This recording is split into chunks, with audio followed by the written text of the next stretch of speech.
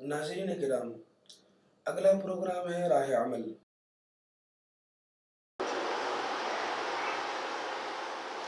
آپ نے بتایا تھا کہ سب سے پہلے شام کی ناکہ بندی کی جائے گی۔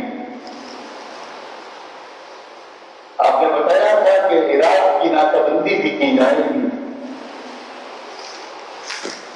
آپ نے بتایا تھا کہ یمن سے ایک آگ لگے گی اور اس میں بھی حضرموت کا علاقہ متعین طور پر آپ نے متعین طور پر فرمایا تھا، شاید اپنے عام معمول کے برخلاف۔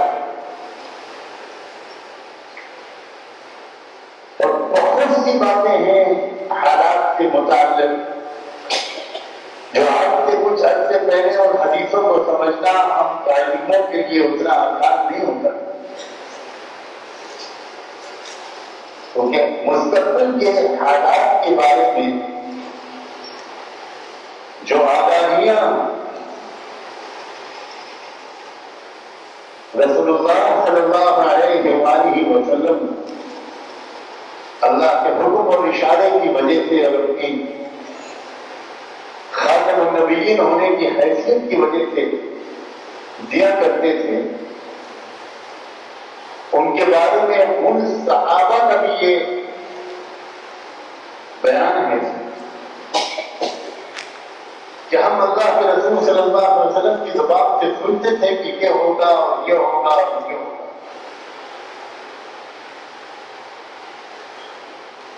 اور ہم آپ کی ان پیشینگوئیوں کی تشریح کے سلسلے میں کوئی جذباتی بالکل نہیں کرتے۔ جب وہ واقعات رونما ہو جاتے تب ہم کو سمجھ میں آتا تھا کہ یہ وہ واقعہ ہے جس کے بارے میں اللہ کے رسول نے وہ بات فرمائی تھی، اور وہ جو بات آپ نے فرمائی تھی وہ اب تاری ہوئی اس واقعے کی شکل میں۔ آپ نے فرمایا تھا کہ امت پر ایک دور ایسا آئے گا کہ فطروں کی سخت بارش ہو، موسلادھار بارش ہوگی، روز نئے فتنے، روز نئے امتحانات۔ آپ نے فرمایا تھا کہ دھوکے اور فریب کی بنیاد پر نہ جانے کتنی تحریکیں کھڑی ہوں گی، کتنے دھوکے باز اس امت میں پیدا ہوں گے، اور جن احادیث کی طرف یہ حدیث اس پر اشارہ کر رہا ہے یہ سب وہ حدیث ہے جو صحیح مسلم میں، صحیح بخاری میں، سنن ابن داؤد میں، سنن ترمذی میں حدیث کی صحاح کی کتابوں میں آئی۔ میں ان حدیث کی طرف میں نے اشارہ نہیں کیا جو حدیث کی دوسری کتابوں میں آئی۔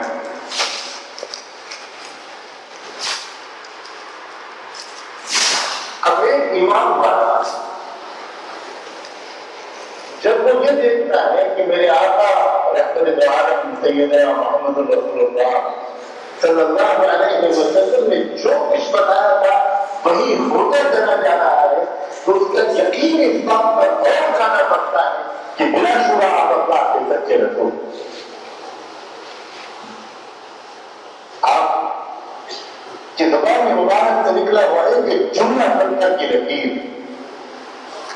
اور جب آپ نے دنیا میں پیش آنے والے ان حالات کے بارے میں جو کچھ بتایا اس طرح سامنے آ رہا ہے کہ دنیا میں آج سے 15 سال پہلے دنیا کا بڑے سے بڑا کوئی سیاسی مدبر، کوئی حالات پر نظر رکھنے والا، کوئی کہیں نہیں سکتا تھا کہ حالات اس طرف پر جائیں گے،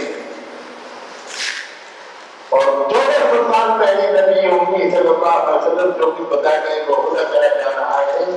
ایک ایمان والے کے دل کی سب سے پہلی گواہی اور تعصب یہ ہونی چاہیے کہ جب دنیا کے معمولی واقعات کے بارے میں اللہ کے رسول کی ساری باتیں صرف ثابت ہو رہی ہیں، تو آخرت کے ہولناک حالات کے بارے میں جو کچھ اللہ کے رسول بتا کر گئے ہیں وہ سب جیسا آپ بتا گئے ہیں کہ مرنے کے بعد کیا ہوگا عالم برزخ میں، جو دنیا کے حالات کے بارے میں آپ نے بتایا وہ درست ثابت ہو گیا، تو قبر کے اور برزخ کے حالات کے بارے میں آپ نے جو کچھ بتایا وہ بالکل درست ثابت، بلکہ سوال و جواب ہو مصنوعی جواب وہاں پر نہیں دے پائے گا. اللہ کے رسول بتا رہے ہیں تم دنیا میں تو اپنی زبان سے وہ باتیں کہہ سکتے ہو جس کا تمہارے دل میں یقین نہیں، لیکن مرنے کے بعد تمہارے اندر سے اختیار چھین گیا. اور قبر سے اٹھنے کے بعد، سور کے پھونکے جانے کے بعد، قیامت کے میدان میں یوم الحشر کے بارے میں جو کچھ آپ نے بتایا، اعمال کے تولے جانے کے بارے میں جو کچھ بتایا، پل صراط پر سے گزرنے کے بارے میں جو کچھ بتایا، اللہ کے سامنے پیشی کے بارے میں جو کچھ بتایا، بدن کا ایک ایک حصہ میرے اعمال کی گواہی دے گا، اس کے بارے میں آپ نے جو کچھ بتایا، زبانوں پر مہر لگا دی جائے گی، جو بولتی تھی زبان وہ گونگی ہو جائے گی، جو بدن خاموش رہتا تھا وہ اس دن گویا ہو جائے گا، وہ بولنے لگے گا. جب دنیا کے بارے میں آپ کی دی ہوئی ایک ایک خبر سچی ثابت ہو رہی ہے تو آخرت کے بارے میں بھی آپ کی دی ہوئی ایک ایک خبر بالکل درست ثابت ہو. دنیا کے حالات پر نظر کر کے کس طرح آخرت کی طرف ذہن کا منتقل ہونا جو کسی بڑے سے بڑے صحابی کے لیے ممکن نہیں، کسی بڑے سے بڑے سیاسی مدبر کے لیے ممکن نہیں ہے، اور ایک انپڑھ مگر غیبی نظام پر اور اللہ اور رسول پر یقین رکھنے والے دیہاتی کے لیے ممکن ہے. لیکن ہر فکر کی بات ہے، اور صرف فکر دلانے کے لیے یہ بات عرض کر رہا ہوں کہ ان حالات پر غور کر کے، ان حالات کی خبریں پڑھ کے آپ ہم میں سے اچھے اچھوں کو بھی آخرت سے آتے ہیں.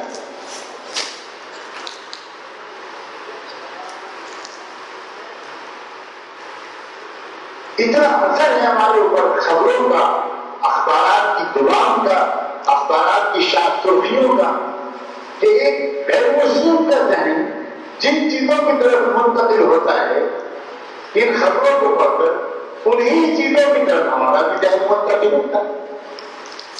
ایک غیر مسلم اس کا ذہن منتقل نہیں ہوگا ان چیزوں کو پڑھ کر آخرت کی طرف، اور ہم اسے معذور سمجھتے ہیں، ہمیں اس سے امید ہی نہیں ہے، اس لیے کہ اس کا یقین آخرت پر نہیں ہے.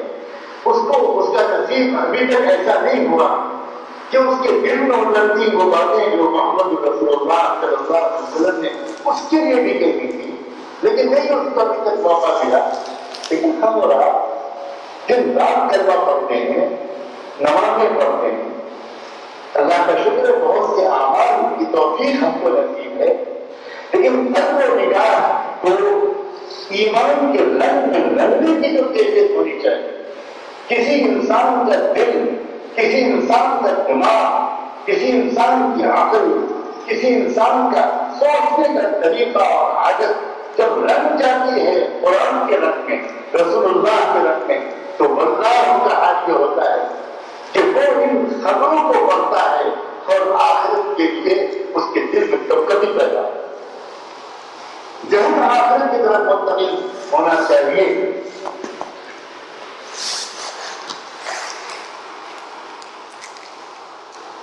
اور اسی سے جڑی ہوئی یہ بات یہ کہ حالات کی وجہ سے اس شخص کے دل میں کوئی خوف پیدا نہیں ہو سکتا جس کے دل کو ایمان کی لذت نہیں.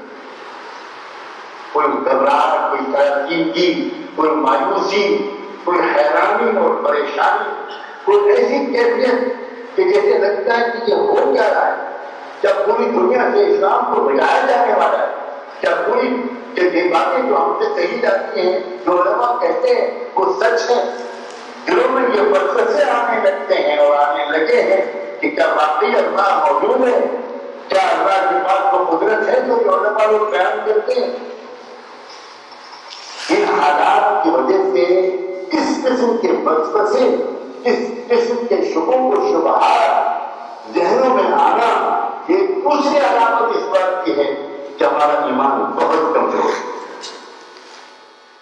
ورنہ بات الٹی ہے، جن کے دلوں کو ایمان نصیب ہے، یقین نصیب ہے، وہ تو روز حالات کی خبروں کو پڑھتے ہیں اور دل کا گواہی دیتے ہیں آدھا اللہ. یہی تو وہ باتیں ہیں جو اللہ کے رسول نے بتائی کہ یہ ہوگا یہ ہوگا یہ ہوگا یہ ہوگا.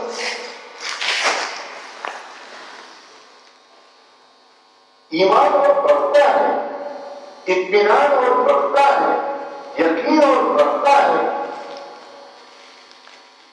اور ایمان اور یقین کے بڑھنے کے بعد پھر ایک چیز کی فکر ہوتی ہے, کیونکہ جس قسم کے حالات جس پر جا رہے ہیں, تو جن حدیثوں میں اللہ کے رسول نے یہی حالات کو بیان کیا تھا, انہی حدیثوں میں ان کے اگلے آنے والے حالات کو بھی بیان کیا, انہی حدیثوں میں ان اگلے حالات کے بعد آنے والے اگلے حالات کو بھی بیان کیا. ایک تسلسل ہے حضور پاک صلی اللہ علیہ وسلم کی آگاہیوں میں. اس میں سے ایک بات اس وقت خاطر ذکر یہ ہے کہ دجال کا فتنہ گھر گھر گھس جائے گا, اور یہ ہوگا اور یہ ہوگا, اور یانیت, بے حیائی, بدعتی, گمراہیاں, ہر دن ایک نیا گروہ, نیا فرقہ, ایک نئے بالکل عقائد, نئے خیالات, یہاں تک کہ بڑھتے وہ دن بھی آ جائے گا کہ جس دن کے بعد کسی کی توبہ قبول نہیں. انہی حالات کے سلسلے میں میرے عزیزوں, اللہ کے رسول نے ارشاد یہی فرمائی, ایک وقت ایسا بھی آئے گا قیامت کی علامات والی احادیث میں, فتن والی احادیث میں رحمت عالم صلی اللہ علیہ وسلم نے اس دن سے کیا آگاہ کیا کہ اس کے بعد پھر اگر کوئی چاہے کہ اللہ اب میں آپ سے اپنے تعلق کو ٹھیک کرنا چاہتا ہوں, اللہ اب میں آپ کی طرف واپس آنا چاہتا ہوں, اللہ میں نے غفلت میں بہت زندگی گزار دی, اب آپ قبول کر لیجیے میری توبہ. اس وقت کہہ دیا جائے گا توبہ کا دروازہ بند ہو.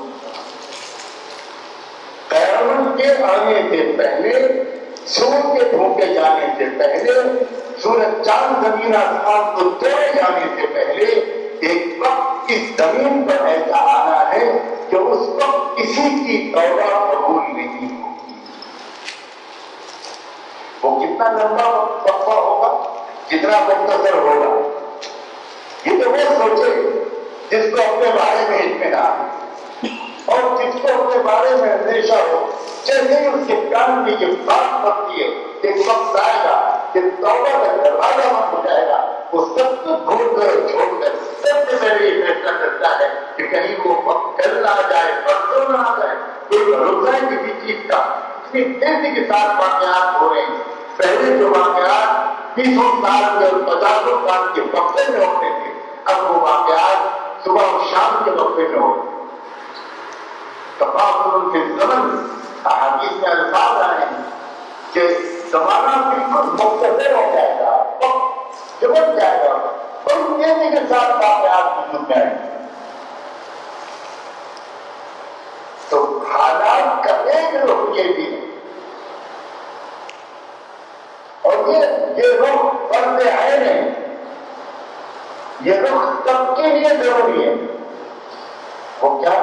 وہ یہ کہ اب تک اگر ہم نے غفلت بڑھتی ہے, کوتاہی بڑھتی ہے, تو اب ہم اپنی زندگی کو 100% بدل ڈالنے میں 1 منٹ کی تاخیر بالکل گنجائش نہیں ہے.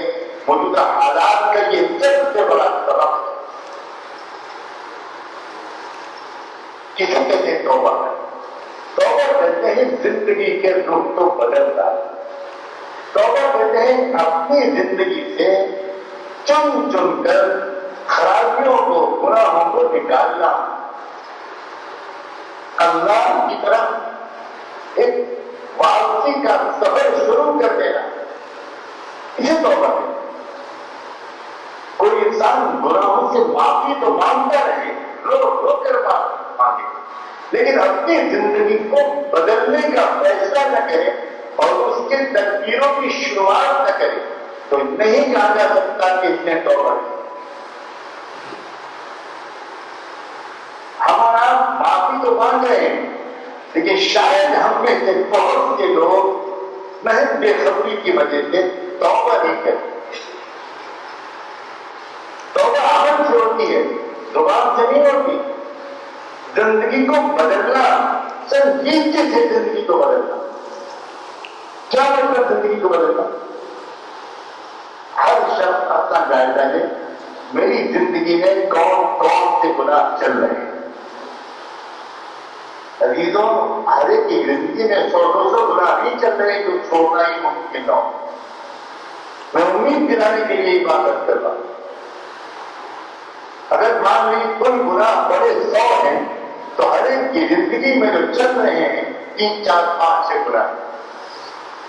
اور یہ کتنی بڑی محرومی ہے کہ ہم 95 اور 94 گناہوں سے تو بچ جائیں اور 4-5 گناہوں کی وجہ سے ہم کروڑوں برس جہنم میں جائیں. کتنی بڑی بات. کوئی جھانک کر دیکھے گا تو پکڑ لے گا اپنے گناہ. کوئی اکیلے میں تنہائی میں بیٹھے تو کوئی اکیلے میں کچھ دیر اپنا جائزہ تو لے. کوئی اگر تنہائی میں بیٹھ کے جھانک کر دیکھے گا تو کوئی پکڑے گا کہ میرے اندر غصے کا گناہ ہے. مجھے میرے جلدی غصہ آ جاتا ہے. فوراً بات پر بیوی کو نام دیتا ہوں, بچوں کو نام دیتا ہوں, پولیس پڑھتا ہوں.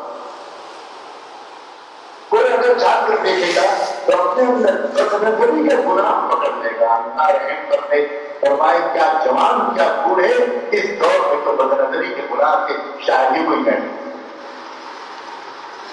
تو جھانک کر دیکھے تو ایک بدنگاہی نہ جانے کتنے دن تک دل کو نور سے محروم کر, کتنے دن تک دل کو ظلمت کا گہوارہ بنا.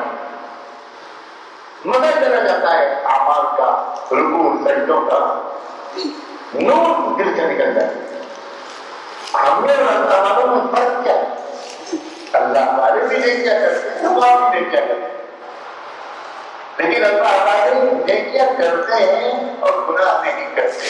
تو ان کی نیکیوں کی وجہ سے جو نور دل سے پیدا ہوتا ہے وہ اسٹور ہوتا ہے, وہ جمع ہوتا ہے, اور اسی نور کی وجہ سے ہم کو ایمان میں حق کی حلاوت محسوس ہوتی ہے, ان کو تقویٰ ملتا ہے, پاکداری ملتی ہے, دعاؤں کی قبولیت کی نعمتوں کو ملتی ہے.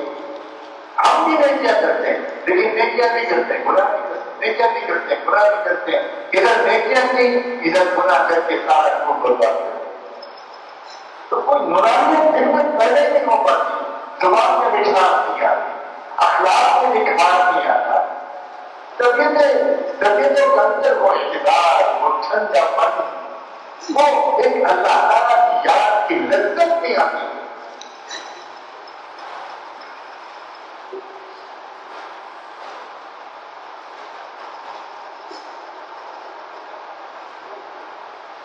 وقت ہے بدلاؤ, حالات کا سب سے بڑا پیغام کہنے ایمان کے لیے یہی ہے کہ خدا کے بندو باقی باتیں بعد میں کرنا, پہلے اپنی زندگی بدلو.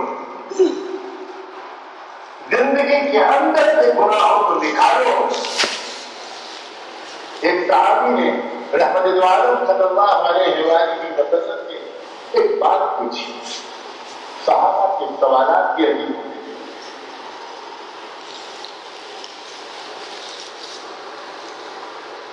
صحابہ تینوں کال کے بارے میں سوالات نہیں کرتے, اس طرح کے سوالات نہیں کرتے جیسے شاید ہم لوگ کرتے.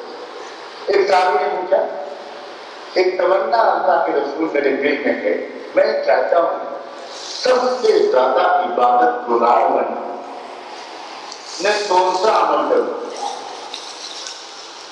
اب کوئی آج ہم میں سے سوچتا ہوگا کہ آپ نے بتایا ہوگا کہ 40 رکعت کرنے کو کرو, روزانہ قرآن ختم کیا کرو,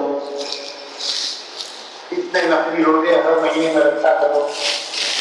حضور نے بالکل ایسے جواب دیا. آپ نے فرمایا اتق المحارم تکن اعبد الناس, تم اللہ کے حرام کیے ہوئے ہر کام سے روک لو اپنے آپ کو, میں ذمہ لیتا ہوں کہ تم سب سے بڑی عبادت گزار. ہمارے نزدیک عبادت گزاری نیکیاں کرنے دینا, اور اللہ کے رسول فرما رہے عبادت گزاری گناہوں سے بچنے کا. نیت کرنے والے مسلمان تو کچھ ملتے ہیں، لیکن گناہوں سے بچنے والے مسلمان بہت کم۔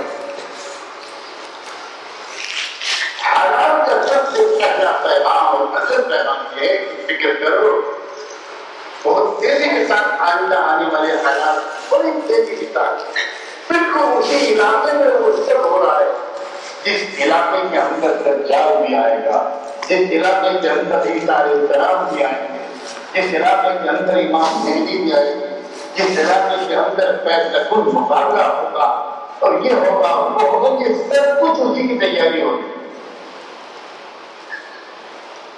ہماری تو مصیبت یہ ہے کہ لوگ اس بات کو سننے کے بعد باہر نکل کے پوچھیں کہ حضرت مولانا موسوی صاحب سے جو میں امام مہدی کب آ رہے 2015 میں 2016 یہ حالت توبہ کی طرف پتہ کی چلے گی؟ امام مہدی کے استقبال کے لیے ہم کو جانا ہے ایئرپورٹ۔ اچھی واقعات بات، یہ ڈرنے کی بات یا ہنسنے کی بات نہیں ہے، یہ قلوب کے مردہ ہو جانے کی علامت تو نہیں ہے۔ ہمارا ذہن فوراً ادھر جانے لگتا ہے، سنا ہے امام مہدی پیدا ہو چکے ہیں، کتنے سال کے ہو چکے ہیں، کسی صحابی نے کبھی اس طرح جملہ کو بات نہیں کی۔ یہ جو دور ہے، جس دور میں ہم جی رہے ہیں، اللہ اکبر، اس دور میں سب سے زیادہ اہتمام کی ضرورت یہ ہے کہ بس گناہ میں یاد کر سکتا ہے۔